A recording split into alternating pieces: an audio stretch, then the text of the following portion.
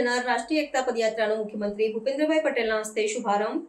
આણંદ ખેડા જિલ્લાના ધારાસભ્યો અને ઉચ્ચ અધિકારીઓ રહ્યા ઉપસ્થિત। સરદાર વલ્લભભાઈ પટેલના જીવન અને કાર્યમાંથી પ્રેરણા લેતી રાષ્ટ્રીય એકતાને સમર્પિત એવી કરમસદથી કેવડિયા સુધીની રાષ્ટ્રીય એકતા પદયાત્રાનો શુભારંભ કરવામાં આવ્યો હતો। આ ભવ્ય કાર્યક્રમમાં રાજ્યના મુખ્યમંત્રી શ્રી ભૂપેન્દ્રભાઈ પટેલના વરદ હસ્તે પદયાત્રાને પ્રસ્થાન કરવામાં આવ્યું હતું। આ પદયાત્રામાં દેશની એકતા અને અખંડિતતાનો સંદેશો જન સુધી પહોંચાડવાનો ઉદ્દેશ્ય છે।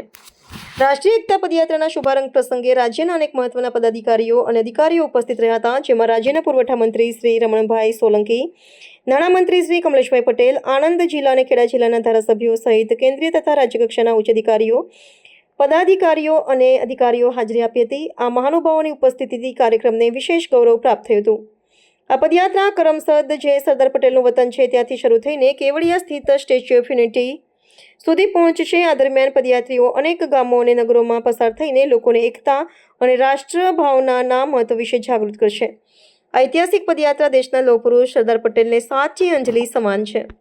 સરદાર સાહેબે આપેલા રાષ્ટ્રીય એકતાના સંદેશને જન સુધી પહોંચાડવાના ઉદ્દેશ સાથે આ યુનિટી માર્ચ યોજાઈ રહી છે।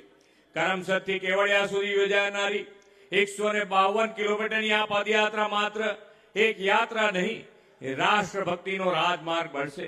દરેક દેશભરમાંથી આ યાત્રામાં યુવાનો, મહિલાઓ સહિત મોટી સંખ્યામાં સૌ લોકો જોડાયા છે। આ યાત્રામાં દેશ અને અનેક રાજ્યોમાંથી લોકોની સહભાગિતા તો થઈ જ છે। આ આખી એ યાત્રા એક ભારત, આત્મનિર્ભર ભારતને પણ સાકાર કરવાની છે।